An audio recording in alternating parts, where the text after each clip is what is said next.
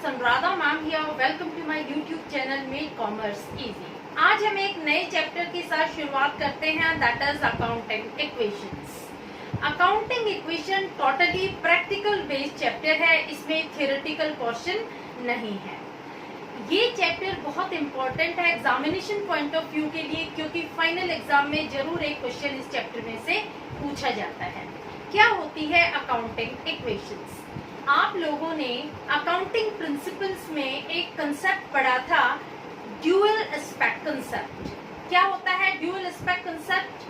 Dual aspect concept में हर transaction के दो एस्पेक्ट होते हैं, एक डेबिट दूसरा क्रेडिट। यानी जब भी हम ट्रांजैक्शन को डेबिट साइड रिकॉर्ड करेंगे तो उसी अमाउंट के साथ हम उसे क्रेडिट साइड भी रिकॉर्ड करेंगे। ये होता है ड्यूअल एस्पेक्ट कंसेप्ट।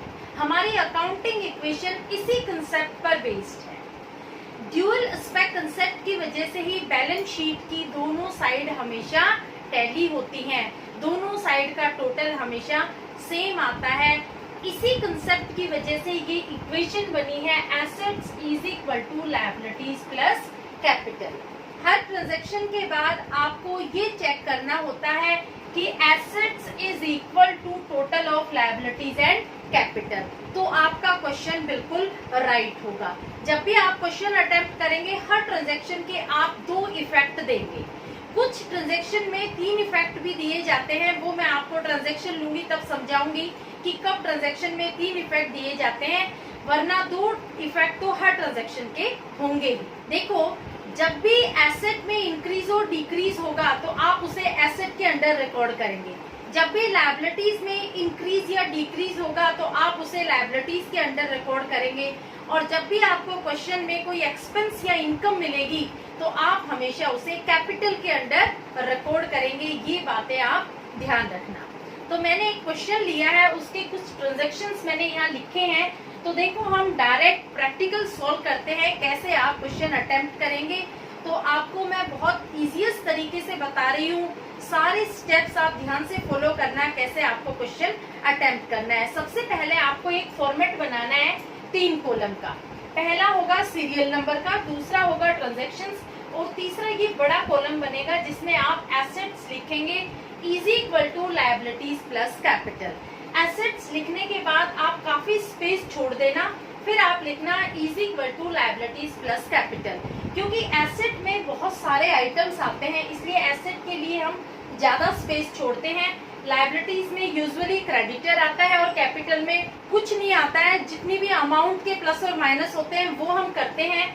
तो यहाँ पर ज्यादा स्पेस की रिक्वायरमेंट नहीं है। तो देखो, हम पहला ट्रांजैक्शन लेते हैं, स्टार्टेड बिजनेस विद कैश ₹75,000। तो सबसे पहले हम यहाँ सीरियल नंबर में ट्रांजैक्शन का नंबर डालेंगे, नंबर 1। उसके बाद हम ट्रांजैक्शन लिखेंगे स्टार्टेड बिजनेस विद कैश। आपको हर ट्रांजैक्शन लिखना है। तो देखो, इस ट्रांजैक्शन के दो इफेक्ट होंगे। हमारी एसेट इंक्रीज हुई है इन फॉर्म ऑफ कैश और दूसरा claim in form of capital. तो हम सबसे पहले हमारी जो एसेट एग्जिस्टेंस में आई है उसका नाम लिखेंगे। कैश एग्जिस्टेंस में आया है तो यहाँ कैश लिखेंगे और कैपिटल हमारा यहाँ लायबिलिटीज की जगह हम क्रेडिटर लिख लेते हैं, क्रेडिटर्स प्लस कैपिटल। अब देखो, जो जो एसेट बढ़ती जाएगी, जो जो एसेट एग्जिस्टेंस में आती जाएगी, हम प्लस करके यहाँ पर उसके नाम लिखते जाएंगे। तो कितनी अमाउंट से बिजनेस शुरू हुआ है? 75,000। तो हम 75,000 यहाँ लिखेंगे और 75,000 हम कैपिटल के अंडर लिखेंगे।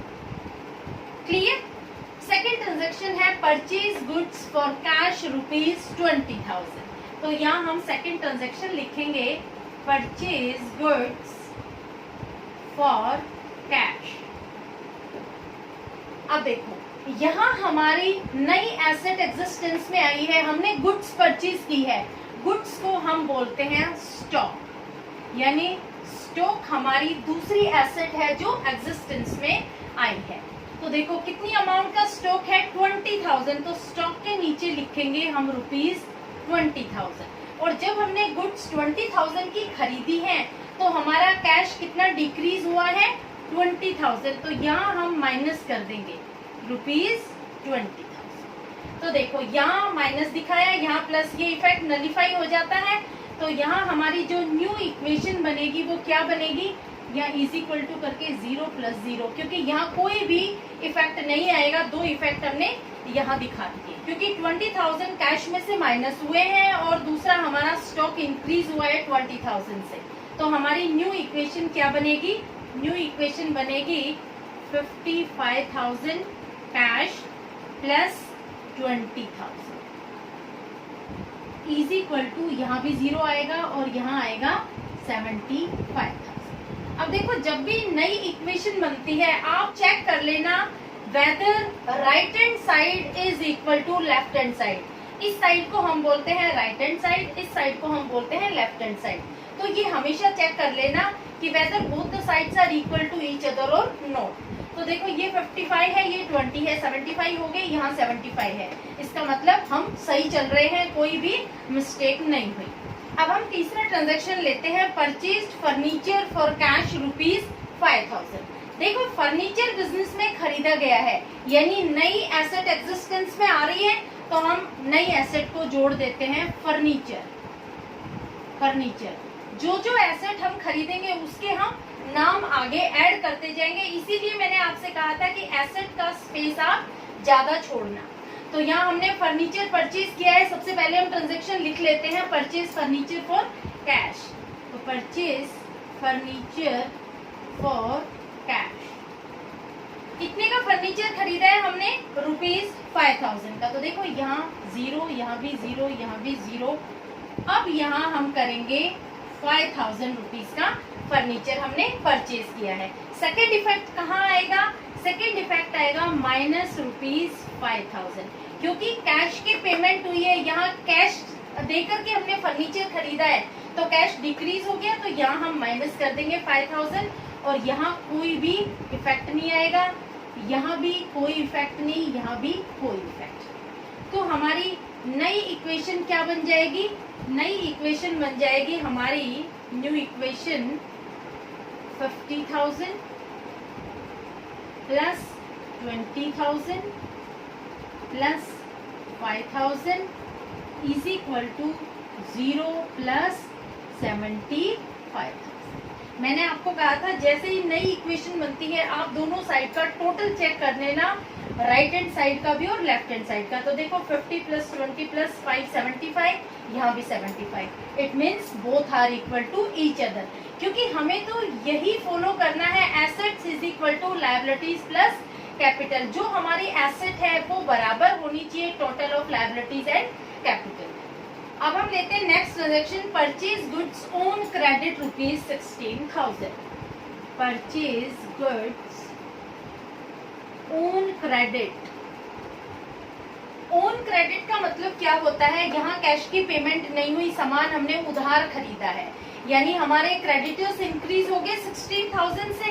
तो फर्स्ट इफेक्ट हम दिखाएंगे 16,000, यहाँ कोई भी इफेक्ट नहीं। और सेकंड इफेक्ट, यहाँ कैश की पेमेंट नहीं हुई है, सिर्फ हमारे क्रेडिटर्स बढ़े हैं 16,000 और सेकंड हमारा स्टॉक इंक्रीज हो गया है। तो ये हमारा स्टॉक है, ये 16,000 से इंक्रीज हो गया, यहाँ भी 0 और यहाँ भी 0। तो हमारी नई इक्वेशन क्या बन जाएगी, न्यू इक्वेशन हमारी बन जाती है 50,000 plus 36,000 plus 5,000 is equal to 16,000 plus 75,000। अब हम देखते हैं दोनों साइड का टोटल इक्वल है कि नहीं। दोनों साइड का टोटल आ रहा है 91,000, इसका मतलब हमारा क्वेश्चन सही चल रहा है। अब हम लेते हैं transaction number 5, goods costing ₹12,000 sold on credit for ₹15,000। ये जो ट्रांजैक्शन है ये बहुत इम्पोर्टेंट है।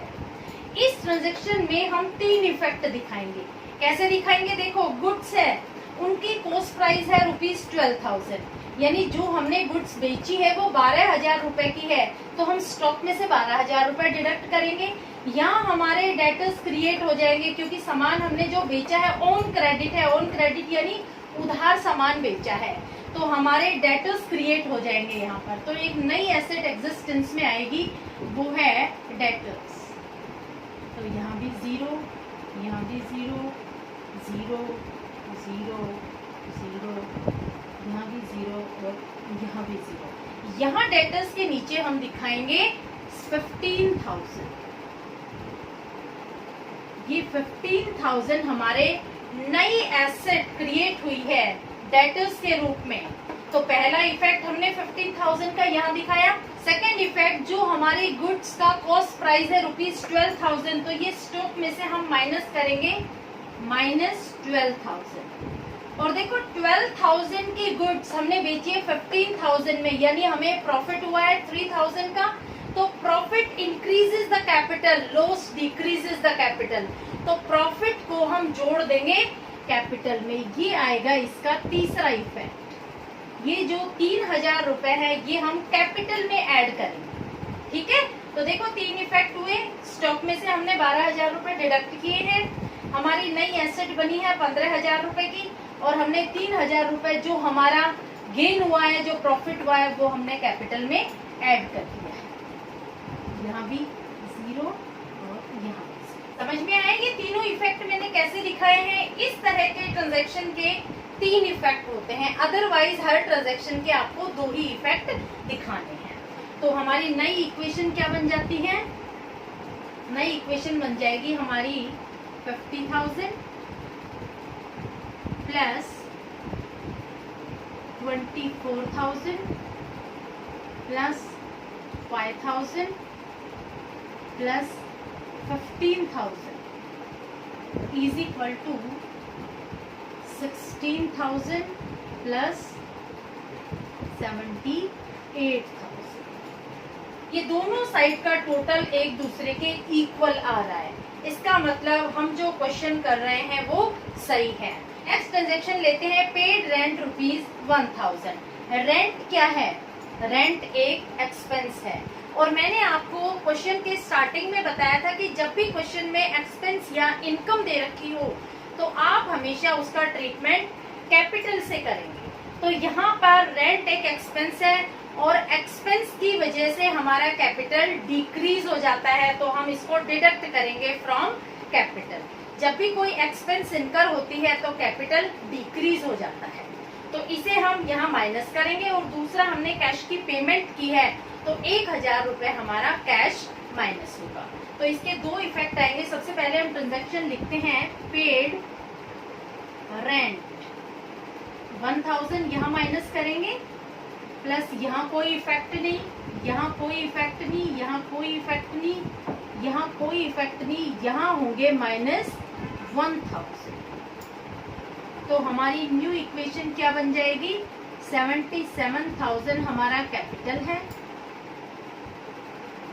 16,000 हमारी लायबिलिटीज है, और यहाँ 49,000 plus 24,000 plus 5,000 plus 15,000 is equal to 16,000 plus 77,000। तो ये बन जाती है हमारी न्यू इक्वेशन। ये फाइनली हमारा रिजल्ट होता है। यहाँ तक क्वेश्चन अटेम्प्ट करके आपको छोड़ देना है। यहाँ का टोटल यहाँ से मैच होना चाहिए। देखो 93,000 यहाँ का टोटल आ रहा है और 93,000 ही यहाँ का टोटल आ रहा है। इसका मतलब both the sides are equal to each other.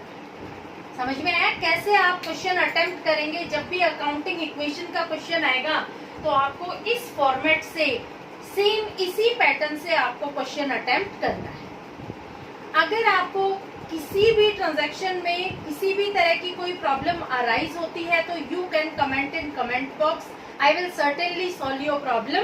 Hopefully you must have understood. मैंने बहुत इजीएस्ट वे से आपको एक्सप्लेन करने की कोशिश की है। आपको मेरा वे ऑफ एक्सप्लेनेशन अगर अच्छा लगता है, समझ में आता है, तो आप मेरा channel like, subscribe and share जरूर करें। आप अपने दोस्तों को भी इसे जरूर शेयर करें ताकि हर बच्चे को बेनिफिट मिल सके, हर बच्चे को टॉपिक क्लियर हो जाए। जो टॉपिक मैं समझा रही हूँ हर बच्चे को वो क्लियर हो जाए।